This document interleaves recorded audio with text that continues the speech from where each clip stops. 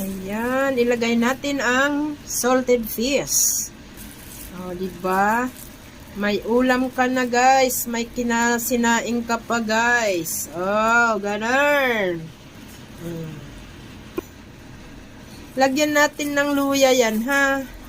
Huwag kalimutan, lagyan ng luya. Ganyan lang po, guys. Sinaing sa koron.